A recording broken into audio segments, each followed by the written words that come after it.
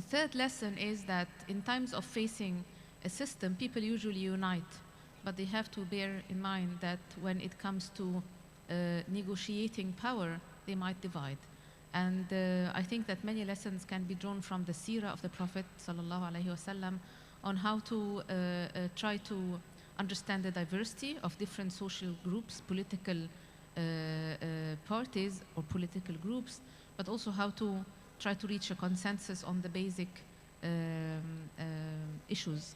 And this is not easy. It is taking time in Tunisia, it is taking time in Egypt as well. And as I mentioned, today is an interesting day because people have been trying for the past week to negotiate that there would be no confrontation between the different political groups.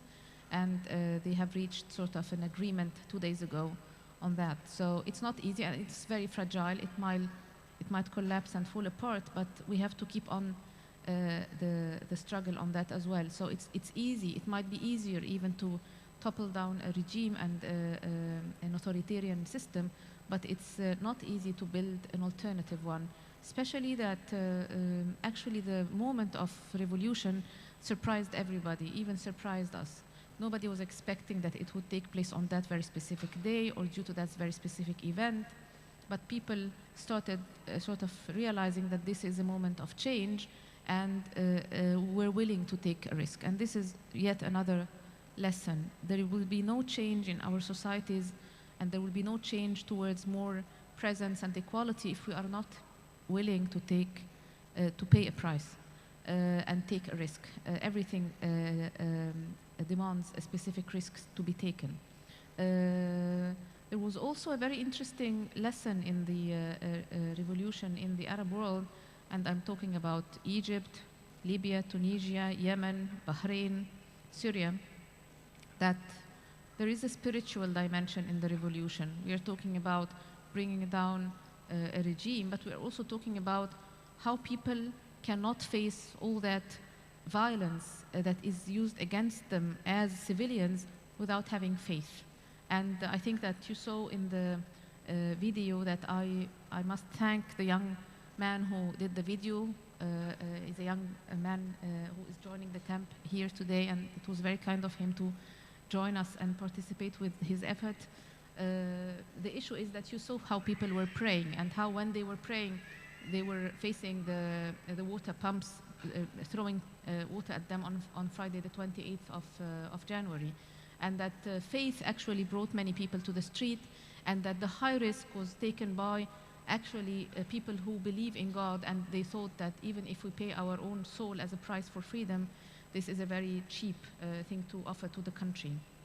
So the spiritual dimension of revolution was very clear to us, at least. The West did its revolutions based on different ideologies. There were class conflicts, there were changes of socioeconomic relations, but it was basically a revolution in some sort of epistemological and ontological sense, a revolution against the church, a revolution against the paradigm that the Middle Ages represented.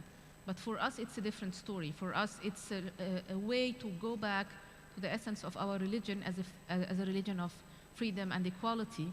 And this spiritual and religious component is very clear in the revolution. You'd always see people on Tahrir Square during the 18 days since the start of the revolution on the 25th of January till the day Mubarak stepped down the 12th of February. You'll see people all the time praying 5 times a day on the square, especially Fajr. You'll see different groups reading Quran here and there in the different corners of the square. You'll see this accommodation of difference coming from this sense of spirituality, so that different groups lived side by side on the square without any conflict during that period. Later on, when issues of power division came into the calculations, things became a bit more conflictual. Another lesson is that we need inspiration, and we also need to feel that we have a value.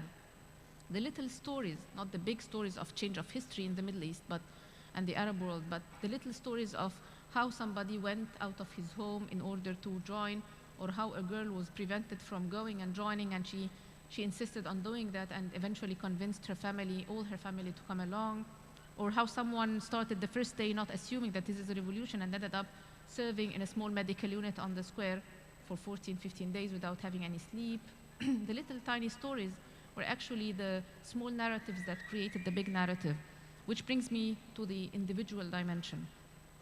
We have to believe that you also as an individual, not only as a group or as a nation, you as an individual make a difference, can make a difference. The idea that you can throw in the public debate can make a difference. The effort that you can do individually can make a difference. Bringing some friends to a circle of change, no matter how this change is, from a revolution to a small circle of study, can make a difference. There is no energy that is inserted in the public space that can be ignored or wasted. So the individual action does make a difference and does change history. We have a future to look forward to, but we also have a lot of homework to do in our Arab world, because we have to rebuild structures.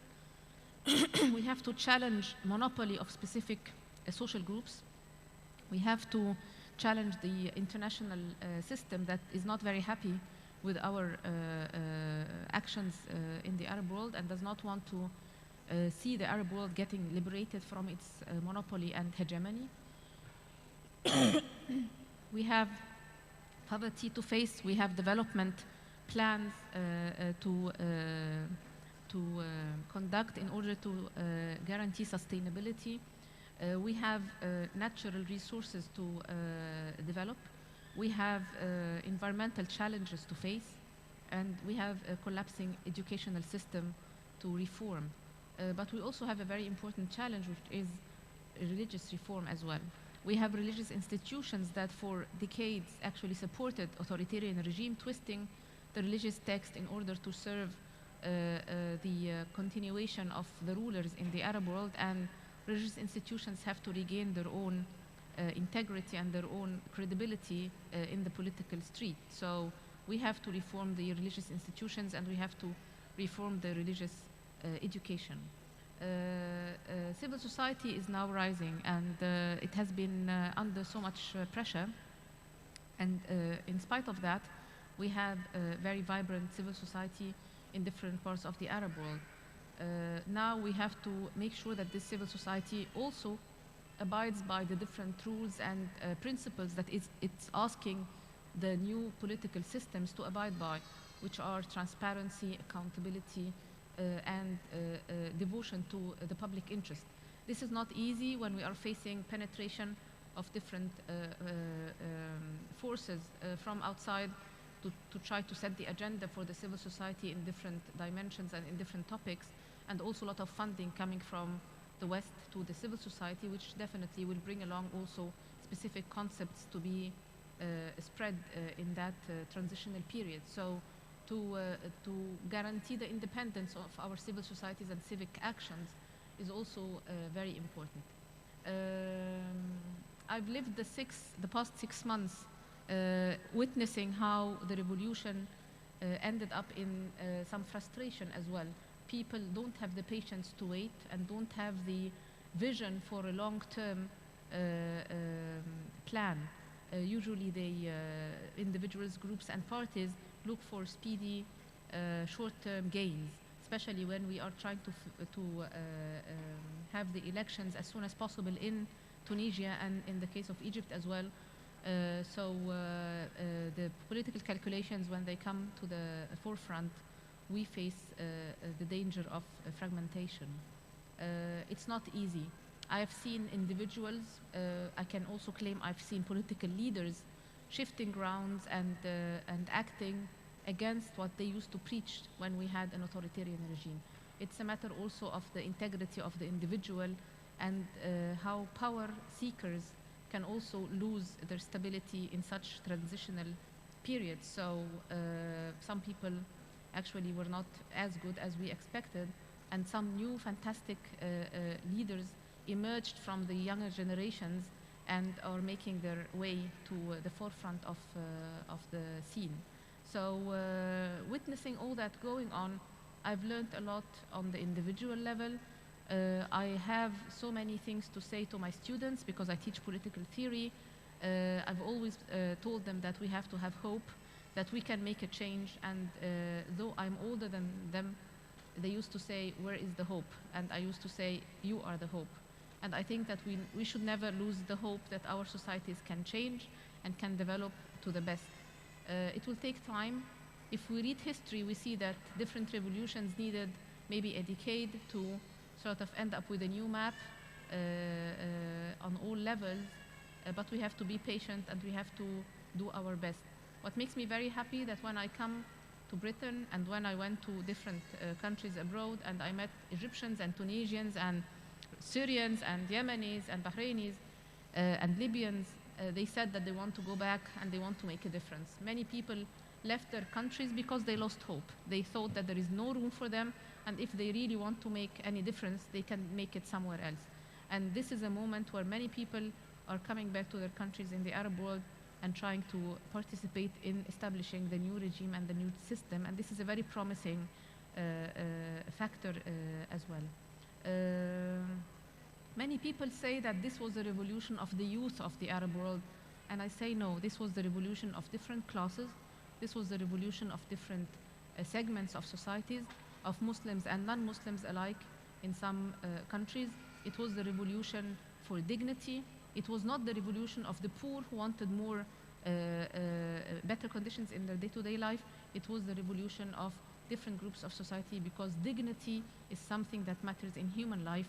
And I hope that this gathering and the activities and the different organizations that are working on the scene in the UK affiliated with an Islamic paradigm should put dignity first and should promote these values that we learned from a revolution in the Arab world that can sort of say something to each one of us everywhere as Muslims. Thank you.